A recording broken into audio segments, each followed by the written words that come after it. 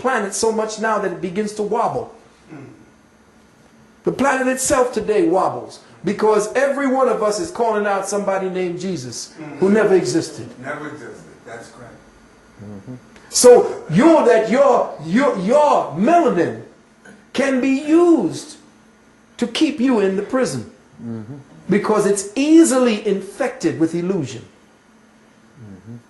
And that's why we must know ourselves from inside out. And if this is a chance for me to speak more deeply upon what it is we need to do, you know I'm going to actually do my best to be here to speak on that.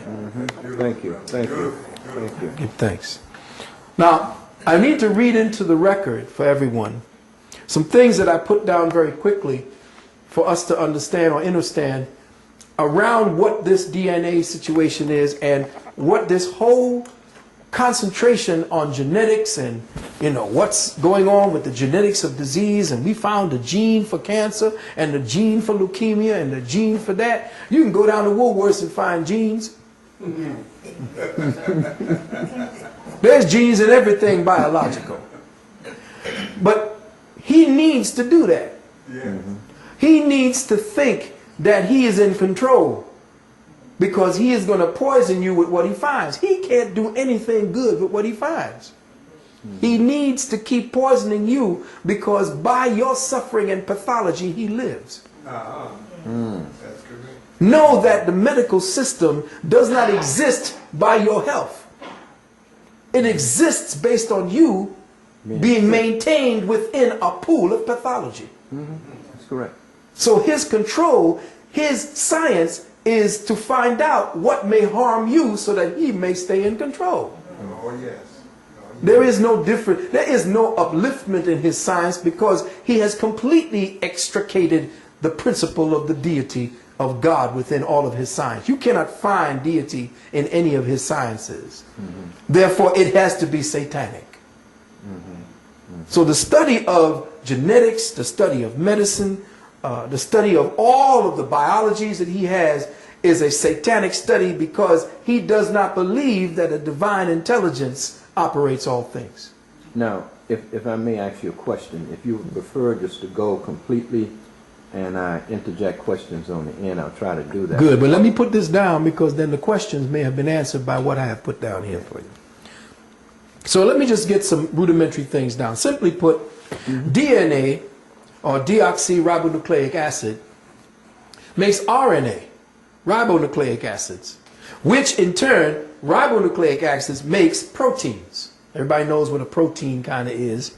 Proteins allow things that are called amino acids to be registered messengers. Okay, so I'll show you what I'm talking about when it comes down to, say, for instance, to the DNA helix. And we'll deal with the DNA helix like this, because this is the simplest waveform that we can see. This is not, let me just say this first. DNA is not what you think it is. This is simply an abstract model by what science has done to simplify what it is. Okay, that's all it is. So when they show you this fancy model with all these little things all over it, that's a clinical model, because they don't all look like this. DNA is simply a wave energy pattern crystallized into a gelatinous mold. Okay? And the reason why it seems like this is because we're stuck. And I'm going to get into that. So DNA makes RNA, RNA makes proteins, and proteins allow the amino acids to be the registered messengers.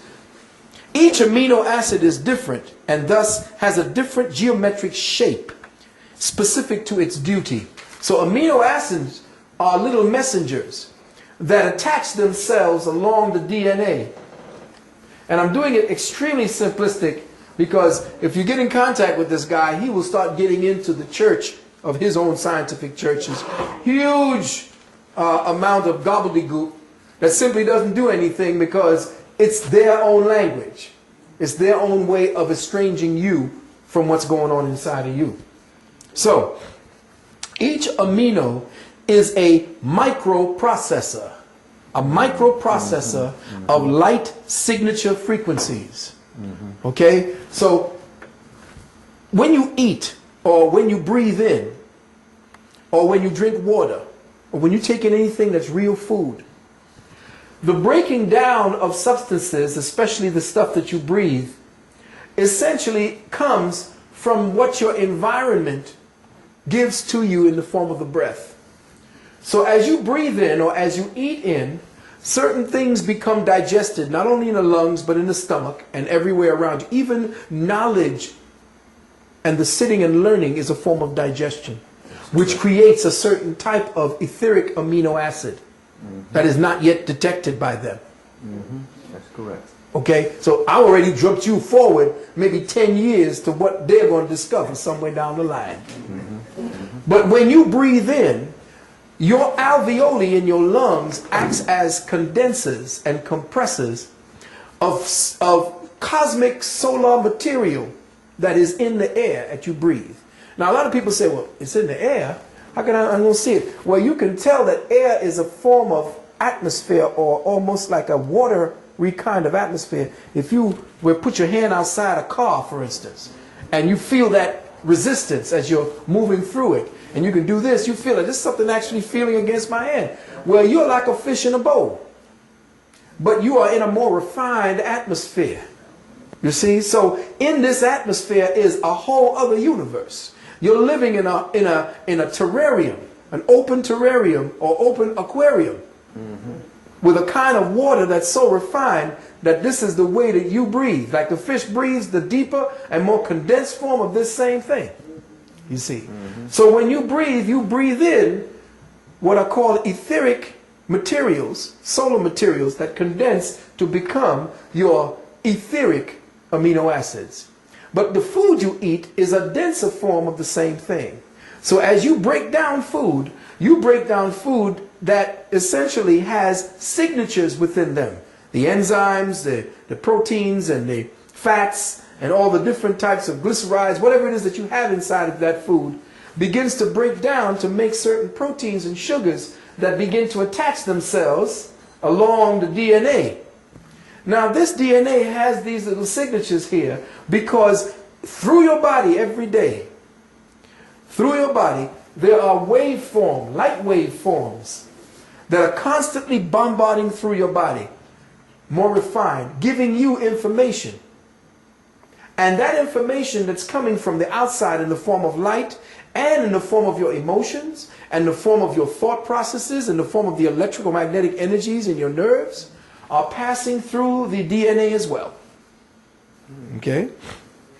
Now, each amino is a microprocessor of light signature frequencies. It's an antenna for the reception of light codes. Now, let me be very clear about that. Light codes are essentially coming from the sun, but it's also coming from all of what you call stars. Coming from constellations, the 12, of course, you know, being the zodiac. Each zodiac has a specific space wherein this world spins. There are 12 of them around us, and we're inside of that. And everywhere we go, they are positioned in different areas as we travel around this and the sun itself. So we're inside this light fixtures. Just like this light is beaming on me, that would be Aquarius. One behind me would be Leo, or all of these. So we're inside of these 12 light fixtures. And behind them, there are 12 or 200 more. So we're getting all these refined form of lights. These coming together and interfacing with one another constitute the light codes that hit us finally. Okay? And as the light is hitting us, we're breathing in the residuals of those light particles that are given off. And we're getting information messages. So, these proteins and these amino acids are micro chakras, and I'll explain all of that, all connected to the 7 primary chakras. Each microprocessor amino has a code combination. Each has a 3-letter code. So you can imagine now that the microprocessor aminos has a 3-letter code. And we're going to get into showing you how. Oh, you can just cut this part right off. a 3-letter code. These are